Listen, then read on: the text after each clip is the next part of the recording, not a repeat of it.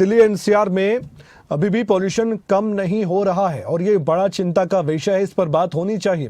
प्रदूषण का स्तर कितना बढ़ रहा है, इसका एक उदाहरण मैं आपके सामने इतना रख दूं कि पिछले लगभग 10 से 15 दिन हो चुके हैं AQI खराब श्रेणी में ही है। दिल्ली से सटे गुरुग्राम, रोहतक की बात करें, यहाँ भी AQI बढ़ा हुआ है, यानी कि हरियाणा के वो जिले जो एनसीआर का हिस्सा है या दिल्ली से लगते हैं, वहाँ भी इसके साइड इफेक्ट देखे जा रहे हैं। गवाल पहाड़ी इलाके में तो 300 से ज़्यादा एयर क्वालिटी इंडेक्स दर्ज किया गया है।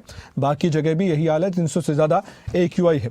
ग्रेड 3 लागू होने के बावजूद भी प्रदूषण का स्तर कम नहीं हो रहा। पॉल्यूशन बढ़ने से लोगों की परेशानियां भी बढ़ जाती हैं। कैसे, इस पर ही हम चर्चा करेंगे। उसके बाद हम रोहतक भी जाएंगे और वहाँ की भी एक खबर आपको बताएंगे और बताएंगे ये कि कितने साइड इफ़ेक्ट्स अब अपने सामने लोग देख पा रहे हैं इस पॉल्यूशन की वजह से, क्योंकि इस पॉल्यूशन ने अब जीना मुहाल कर दिया है। अगर मैं बात करूँ 3 ज़िलों की हरियाणा की, इसमें फरीदाबाद आता है, गुरुग्राम और रोहतक। ये तीनों ऐसे ज़िले हैं जो दिल्ली के नज़दीक है और सोनीपत में भी यही हाल है, वो भी दिल्ली के नज़दीक है। यहाँ भी AQI काफ़ी ज़्यादा बढ़ा हुआ है। गुरुग्राम में भी दिल्ली जैसा हाल रहता है। अगर दिल्ली में पॉल्यूशन है तो ये मान कर चलिए गुरुग्राम में भी होगा।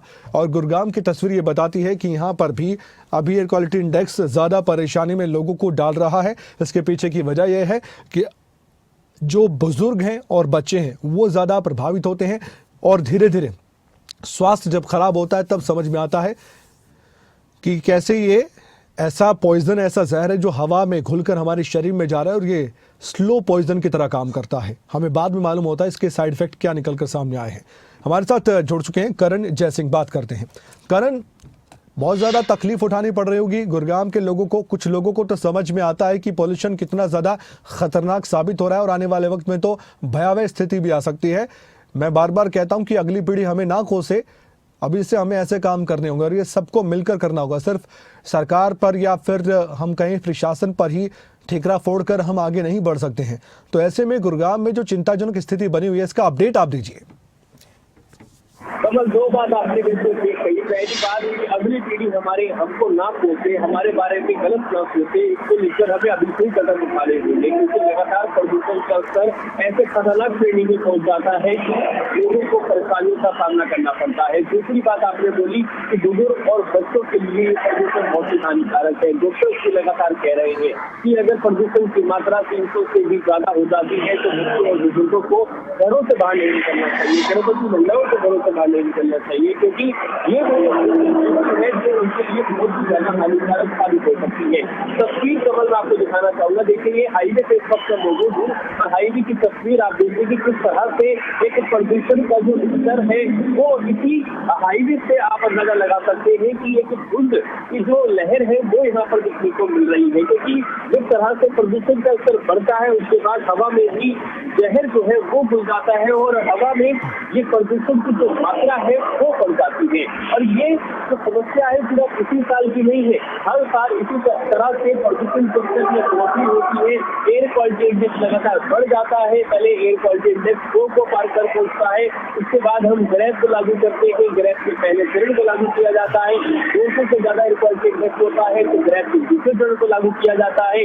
300 से ज्यादा एयर क्वालिटी इंडेक्स होता है तो ग्रेड के चौथे चरण को भी लागू करना पड़ता है, यानी कि पाबंदियां बढ़ जाती है। फिलहाल ग्रेड का तीसरा चरण लागू हुए, पाबंदियां बढ़ गई है, एक्टिविटीज को रोक लगती है, जो कूड़ा जलाने की गतिविधियां हैं उस पर रोक लगाने के साथ साथ चलान की जो प्रक्रिया है वो अमल में लाई जा रही है।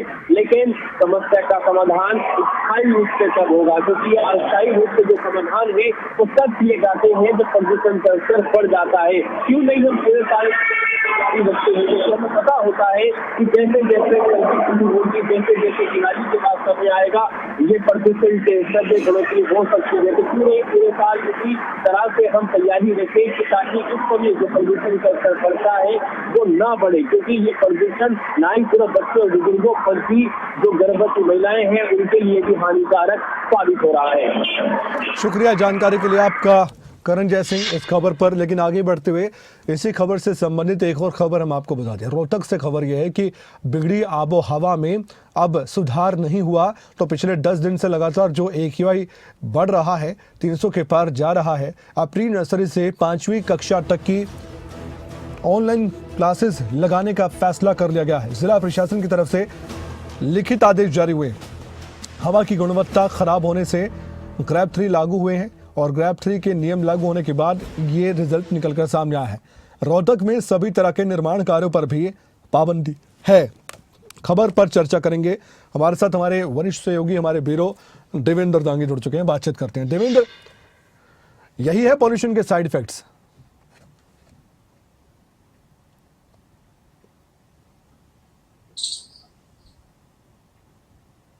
बिल्कुल कमल, देखिए पोल्यूशन जो है वो बिल्कुल आउट ऑफ कंट्रोल होता जा रहा है। इसमें कहने में कोई मुझे परहेज या हर्ज नहीं है।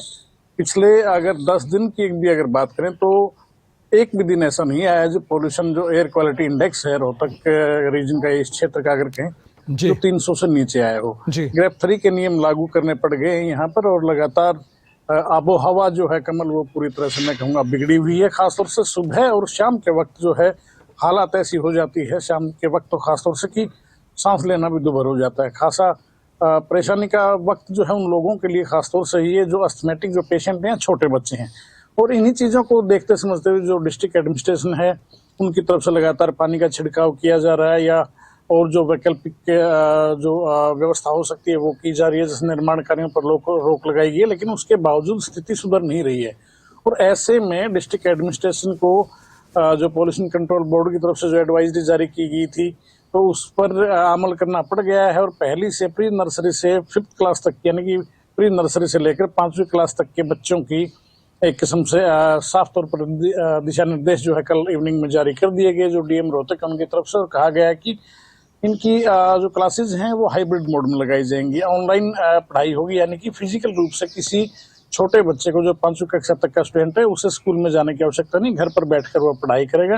टीचर्स जो है वो ऑनलाइन माध्यम से उनकी क्लासेस लेंगे। ये दिशा निर्देश जारी करने पड़ गए हैं, यानी कि पहली से 5वीं कक्षा तक के बच्चों के स्कूल से जब परहेज बरता गया तो सोचा जा सकता है कि कितनी गंभीर स्थिति यहाँ पर हो गई है। निर्माण कार्यों पर रोक लगा दी गई है, लेकिन उसके बावजूद अधिकारी जो है जी देवेंद्र, आपका संपर्क हमसे किसी वजह से टूट गया है। मैं दोबारा प्रयास कर रहा हूं आपसे जुड़ने की। आप जानकारी दे रहे थे निर्माण कार्यों की, और साथ ही प्री नर्सरी से 5वीं कक्षा तक के स्कूलों को अब ऑनलाइन तरीके से पढ़ाया जाएगा। उन बच्चों की जो शिक्षा है उसमें थोड़ा सा मुश्किल भरा सबब ये होता है कि जब बच्चे ऑनलाइन शिक्षा ग्रहण करते हैं घर बैठे, तो एक तो पेरेंट्स को उनके साथ रहना पड़ता है, और फिर थोड़ी ज़रूर डाउट जब होता है उनके मन में तो उसे पूछने में थोड़ी परेशानी ज़रूर होती है। तो ये साइड इफ़ेक्ट्स जैसे कि हम जिक्र करें। देवेंद्र फिर से जुड़ चुके हैं। देवेंद्र, अपनी बात पूरी कीजिए।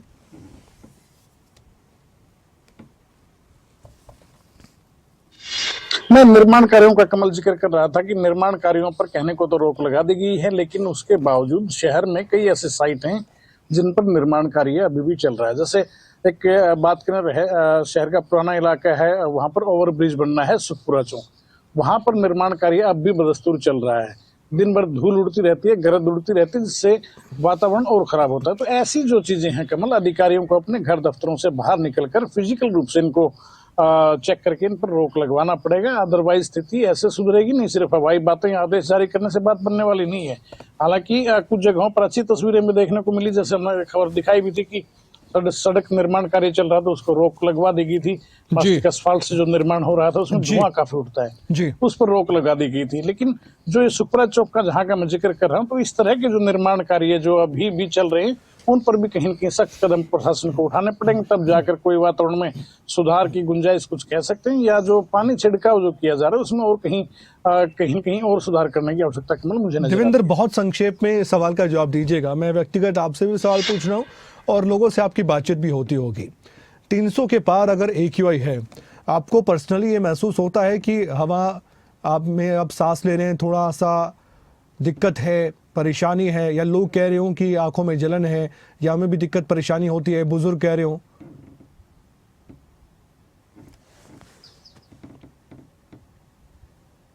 जी बिल्कुल, देखिए बिल्कुल होती है। हम खुद भी महसूस करते हैं, दिन भर फील्ड में रहते हैं, हमें खुद भी महसूस होता है कि जब धूल होती है तो जो डस्ट पार्टिकल हैं वो आपका गला खराब करते हैं। और यही कारण है कि गले नाक से रिलेटेड जो OPD है या अस्थमेटिक पेशेंट जो है उनकी OPD हॉस्पिटल में बढ़ी हुई दर्ज की गई। ये कोई मैं हवाई बातें नहीं कर रहा हूँ। आप पीजीआई रोहतक का रिकॉर्ड उठा के देख लीजिए, आप सिविल हॉस्पिटल का रिकॉर्ड देख लीजिए, आप जो तमाम बड़े हॉस्पिटल हैं उनका रिकॉर्ड देख लीजिए।